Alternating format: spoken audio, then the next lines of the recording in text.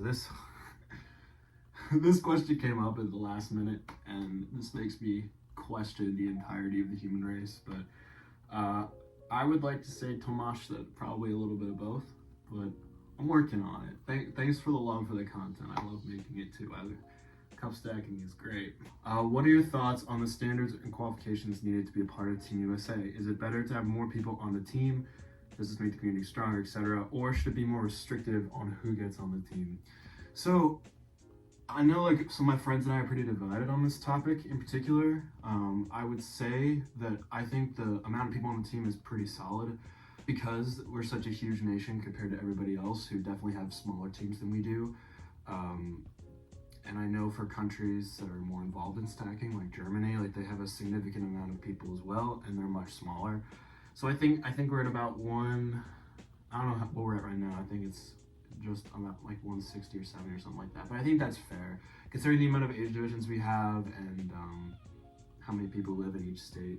I think the thoughts, like the qualifications need to be on Team USA, I think it's kind of nuts how far they've dropped down to, because I remember getting on Team USA when I was 11 with a 1.8, a 2.4, and a 7.1.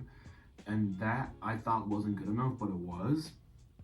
And nowadays you pretty much need a 5 in the cycle. Like if you're in like a competitive age division, you pretty much need a 5 in the cycle to be considered, or you just pull like a Tyson and get like a insane time for America. So I think it depends too on just your character. I know there are definitely people out there on the team who have been added based off of like their character and not necessarily their speed, even though they're obviously still pretty fast. Biggest surprise of your career, a tournament win, a specific time, etc. I think my biggest surprise in my career was definitely winning 2018 International Challenge, because that was a time in my life where my confidence in stacking and low-key myself in general was just at all-time low. And I really didn't think I was good enough to be on the International Challenge team. After getting scratched for the 12 flat, that really kind of put it in perspective for me. Like, I have to continue with this. I have to work hard at this, because this is something that is very hard to achieve. And to have a team gather in one place was very difficult to do. And when people started talking about who was going to be on the International Challenge teams, at the time, people like Michael Vanner and Tyler Hollis, who were much better than I was in a competition, I thought deserved it much more. And I think getting added to that team and then winning was an insane surprise. In addition, I think to just finding out after I had won in 2021, I forget who it was now, but somebody said that I was one of 2 people to win International Challenge 3 times consecutively. And the only other person to do that is Steven, which is a great company to be in. So that was pretty shocking, because that's a pretty cool stat for me, and it kind of motivated me to say like, okay, that you've made a mark, like you're good. Favorite book, Killing Kennedy by Bill O'Reilly. Are certain cups better than others? Where do you get cups not in online stores? How did you get to tournaments? Certain cups are definitely better than others, I feel like. I prefer heavier cups compared to lighter ones. I gravitated more towards the HY. Like back in the day, I used to gravitate more towards like HY sets rather than like retail sets. And nowadays too, like even in certain types of PS2X, I definitely know that there are some sets that are lighter and some that are heavier than others, and I definitely prefer the heavier ones, because I don't know, I don't really like slippery cups that much. Where do you get cups not in online stores? I have no idea. I don't even think in America they sell sets in retail anymore, but I think in Asia maybe they do, but I don't know. I think you pretty much have to get all your sets online nowadays. I got to tournaments through the support of my family when I was younger. I was very lucky. Nowadays I save up to go to competitions, and yeah, get the cheapest flight possible, because that's the only way to do it, really. What are your favorite cups?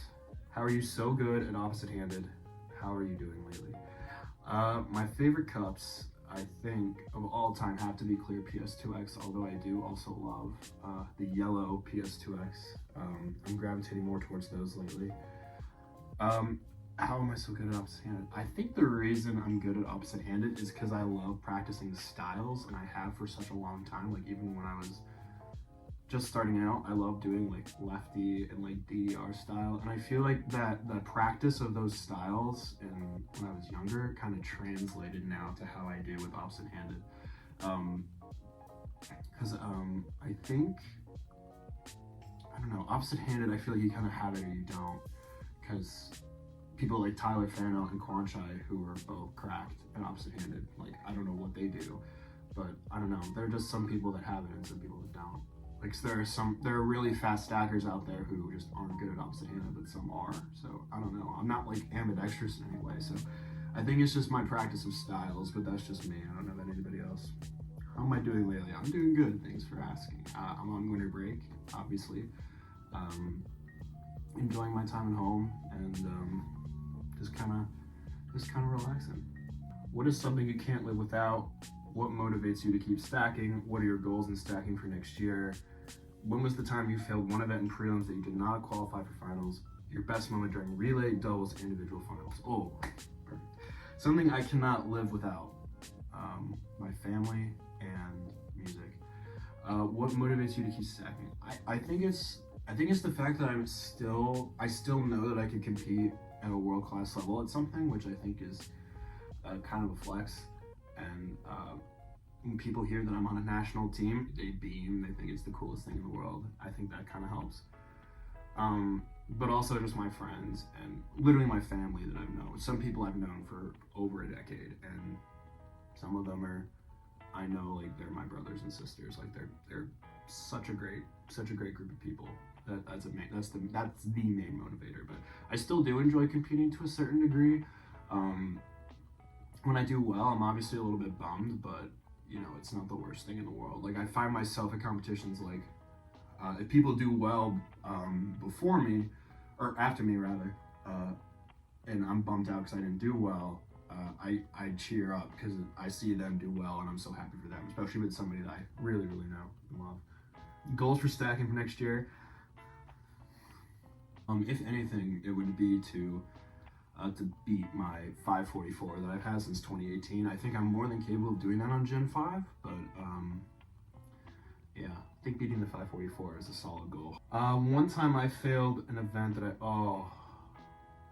Worlds 2018 relay. We did not make finals. That was devastating because we just bombed all 3 attempts and we needed a 16, and it was the spruced up covers team, and it was the biggest choke of my career by miles.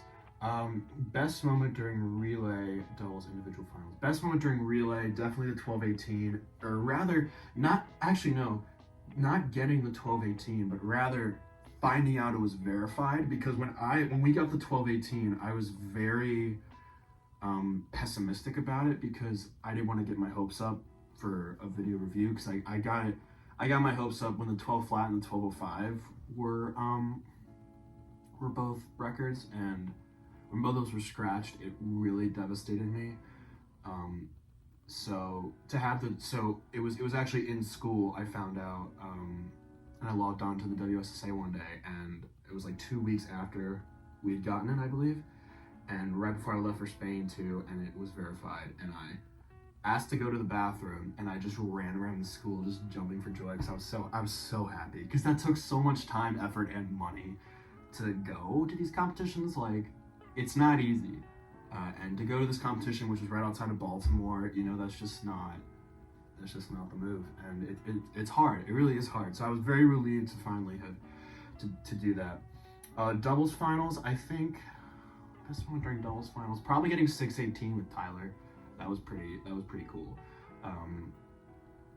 At the time, I think it was 5th in the world for doubles, and we were not expecting that at all. We had like a 669, I think, going into finals. This was Hotlanta 2019, and we had just seen.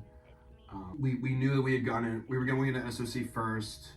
The other 2 teams went. We already knew we were going to get first.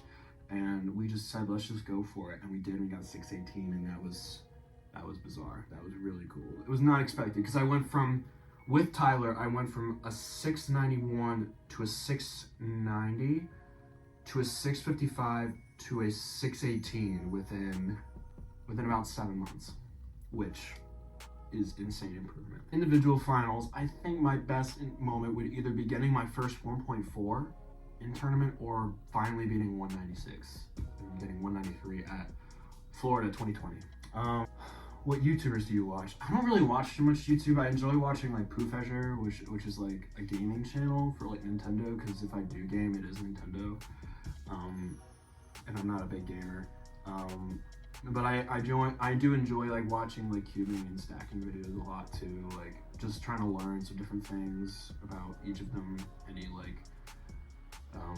different styles of stacking or tournament montages and stuff. That kind of motivates me to practice watching like a tournament montage. With cubing, I enjoy watching people like the big names like J-Perm and all of them. They're all great. I love watching those videos. The great Nathan Wood is next. What tournaments do you have, or what do you think have the worst, best tables? Have your feelings towards stacking and the community changed over the years? If so, in what ways is Water Wet? Tournaments with the best tables immediately comes to mind is Montreal. Absolutely Montreal. Worst tables, Des Moines both years, and Spain. Spain was so bad. I just remember not being able to downstack well at all in 333, and could only get like 1.7s at the practice table, but like that were clean, because I was conservative with downstacking, and I got like a 181 in finals. And at that point, I was just like, I don't even care about my results. And I didn't. I was content with failing. I kind of convinced myself like it's just not meant to be at that time. So I got like a 211 and then like a 7, and I was just like, okay, like that was cool. I was just so happy to be in Spain anyways. Like I was good with that. I would say that my feelings towards stacking have changed, of course. I think it's I am beginning to lose, like I can see the passion of stacking kind of fading as time goes on. I think Gen 5 played a big role in that, just because I've seen so many people leave and lose interest that I only hear from off of like Discord or Facebook Messenger or anything like that. Like I can only talk to them virtually. Like they have no interest in going to tournaments anymore. Like there's a group of friends in particular that I just know, like they just don't care about stacking anymore, and those are some of my best friends, and it is sad to see. But I think my feelings toward it are that like I don't know, I'm starting to see a little less community and just more individualism, which I'm not the biggest fan of, because you know, and plus this is also, you have to keep in mind that, you know, the community is also has a lot of kids in it, and kids are immature, and so was I when I was starting. But there's less people to like look up to. For me, I still like it just because I stick with my group of people that I know and love very much, and I think it's I don't know. I think it does affect. The community has been affected by things like COVID and Gen 5 and things like that. I think that's just pretty obvious. But my feelings towards stacking in general, I enjoy practicing now for procrastination reasons, for if I am just pent up and I need to clear my mind, I will stack. Like stacking for me becomes more of a chore. Like going for records isn't enjoyable, really. Back when I was younger, it used to be so enjoyable. So I think that just has changed a lot for me personally, because that, I don't know. Is water wet? Yes, I think it is, but it can be argued both ways. I have no idea. Are the rumors of Florida Man true? Absolutely, just Google it. There are no rumors, it's just there. Favorite water brand?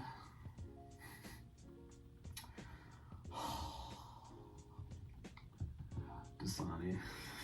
You're taking the MBTI test, and if you did, what result did you get? I have not taken this test in many years, and the last time I did it was for like an AP Psych project for my sophomore year of high school, and I did it just for you, Dan, and I took it, and I am an INFPT, which means I'm an adventurer, which I don't know. I guess I am, sure. Why do you do OH? with your right hand. I think at the time it was comfortable for me to do it more with my right hand than my left hand. It was so long ago, but I think that's what it was. I just didn't enjoy turning it with my left hand, but I did with my right hand. So I kind of just went with that. But I kind of regret it because all these lefties are so good and they can finger trick when I just can't do it with my right hand. So, what are some of your favorite songs, albums? I'm gonna check Spotify right quick. Song-wise, I would say Laugh Now, Cry Later by Drake, Yesterday by the Beatles, Heard It Through the Grapevine by Marvin Gaye, oh, and Changes by Dej Loaf. That's one of my favorite songs of all time. Albums, I really enjoy listening to the Black Panther album that came out, the first one. Those have an insane amount of bangers on it. When it comes to speed cubing, what events do you practice and what is your favorite event to practice? I mainly practice N by N's and skew. I'm getting into Mega Mix a little bit more, and clock. My favorite event to practice is 5x5. Can you teach me how to get a 5.4 on 2-pad? Are you going to Singapore? And are you going to the gym? For you, second 5-man, I would say focus on transitions as much as you can. And those transitions could be like from the timer to the first 3, making sure you don't stack high. If you like take your first 3 and you put it up a lot, like you have more of an arc, and you put it down rather than just kind of going like this, it actually makes a lot of difference. No on Singapore. Are you going to the gym? I go to the gym as much as I can. I've been slacking lately because of final exams and general issues in life, but I do go to the gym as much as I can, yes. Great, from the great Evan Cloud. How do you manage your time to practice new OLL and PLLs for 3x3? Anytime I see an algorithm that I feel is inefficient or I can't execute very well, or in a competition, like if I execute it very poorly, I kind of look back at that and just kind of learn the algorithm. But I kind of just set aside like 15 minutes to start drilling it, and then like I'll apply it to myself later on. How do you mentally prepare for a stacking comp? I try and practice like what it would be like in a tournament setting, and then I get to the actual tournament and I realize that's nothing like what I do at home. It never is. So I would say I just try and recreate the feeling of what times feel like and what I need to get. If I like what the times I want to achieve, because I'll get them at home and then I'll kind of remember in my mind what it felt like to get it, and then I'll try and execute it the best that I can. And it doesn't always work, as you can clearly tell. Core stack and cubing memory you'll always remember. Core cubing memory, definitely getting an 8-second solve officially when I averaged 13, and it was insanely lucky. And it took me, I got it in 2016, and it took me 6 years to break it. And I got that at St. Louis. I got an 857 back in 2016, did not get another 8 until I went to St. Louis, and I got an 846 official solve.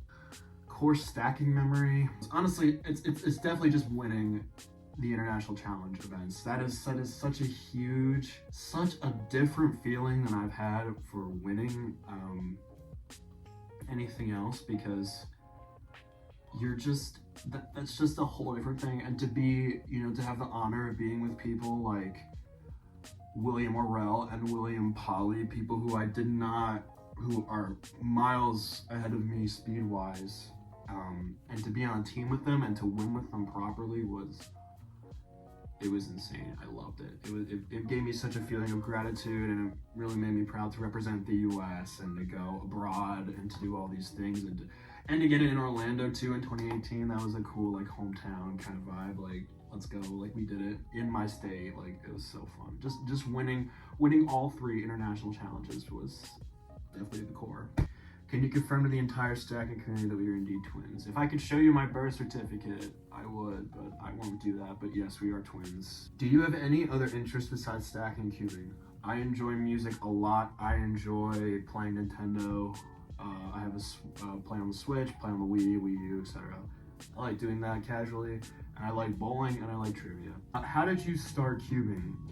I saw a video of Michael Haig doing it in about, I think 2 minutes, and I was jealous. I think I was about 12, and I said, "Oh, I can do this. Like, if a 6, 7-year-old can do it, then I can too." So I went to Walmart that day and bought a cube, and the rest is history. When/where was your first stacking comp? First place win, St. Louis, June of 2015. Favorite competition you've been to? Stacking, cubing. Cubing, Great Lakes champs. So many people were so kind to me. People like Luke Garrett and Daniel Carnot, who I've been watching from afar for years, were so kind to me and Michael when we both went there. And yeah, very welcoming, opening people.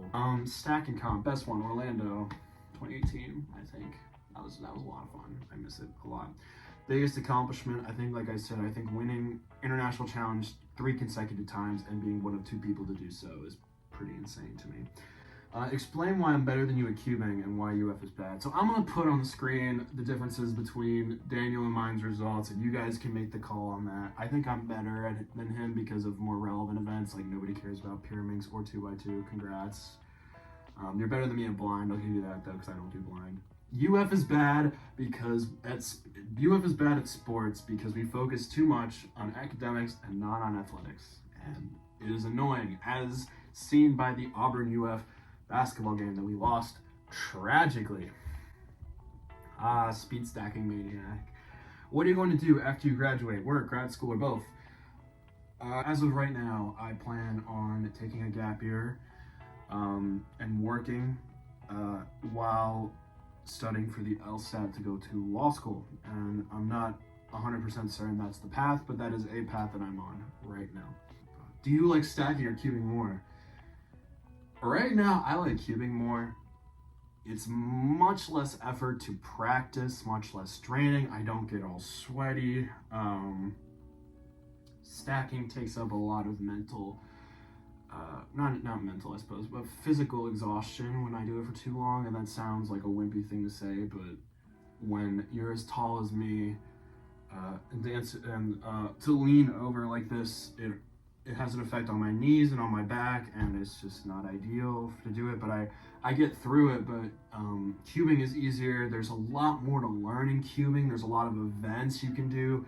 Stacking is a constant repetition over and over again. Cubing, you have to recognize different patterns, and there's different things you can learn, like blindfolded, and it's got a higher reputation, so I can go to competitions. There's a lot of them in Florida, and I try to go as many as I can. And it's seriously making me consider whether or not I want to go to juniors next year or go to the cubing nationals in Pittsburgh, which is the same exact weekend as juniors. So I do right now enjoy cubing more, but I still have a love for stacking, obviously, as a place in the heart. How tall am I? I'm 6'3". If you could only have 3 sets of cups, what would they be? Clear PS2X, HY blues, probably camo snap tiles. Those are cool cups. I like those. If someone paid for your travel, lodgings for either option, would you rather only compete in the USA or outside of the USA, but you couldn't make a trip out of it? You could only stay in the area from the day before to the day after. Will you, oh man. Right now, I mean, if I were to only compete, I mean, it's just not affordable for me to go outside of the US and only compete. I have always wanted to go to Germany to go to a competition since I was like 10. It's kind of a weird, like, I don't know, I've always been wanting to go to Germany to go compete, and just because it looks so organized there, and it looks so cool in all the videos I've watched, and I've probably watched every Germany tournament highlight video known to man throughout my 10 years, or 12 years of stacking. Like, I would definitely say probably outside the US, just so I could see all the sites, but I don't know, that's kind of a hard decision to make, because all my friends that are core are in the US, so I don't know. I don't know, that's tough. Probably in the USA, just so I can be with my friends and my family. What keeps you motivated? Not necessarily stacking related. I think just because in my life I have seen what it's like to not be motivated and how it takes an effect on people and their families.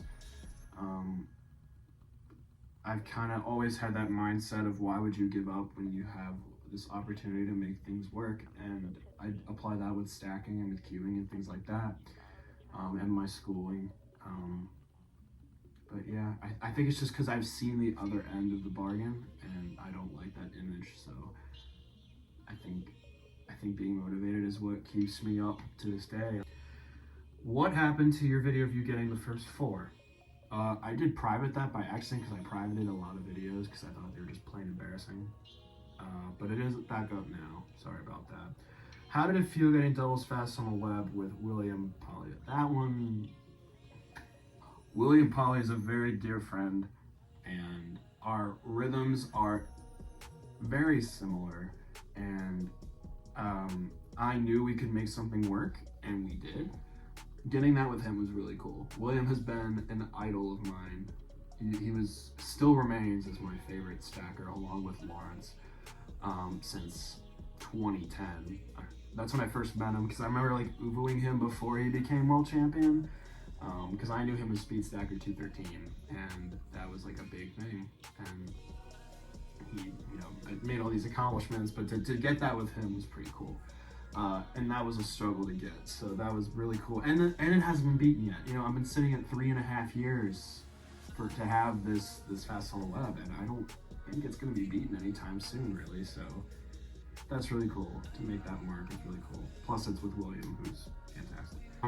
What video / person did you first see that made you want to get into stacking? So when I got introduced to it in school, so I saw like the basic Emily Fox DVD videos. That definitely helped. I liked Lawrence's videos a lot because they were edited and they made stacking look so cool. Like, watching his videos made me want to stack all the time. And also Michael Haig, because I saw that young kid doing it and I thought that was cool too. So Michael Haig, in a way, got me into stacking and queuing both. So that was cool. All right, finally, the last part of the Q&A, the questions from the great Allison Tobin. So she has 2 questions. So what are the law school post-grad plans? Post-grad plans, like I said, gap year, work while studying for the LSAT. And then lastly, she says, how did cup stacking affect the frat boy lifestyle? I actually came into my fraternity really skeptical of my stacking and queuing, because those are 2 hobbies that really aren't seen stereotypically with fraternities on college campuses. And I really tried to make sure that they did not know that about me before I started rushing fraternities. And somebody eventually found it, who, the person that found it, funny enough, is one of my greatest friends right now.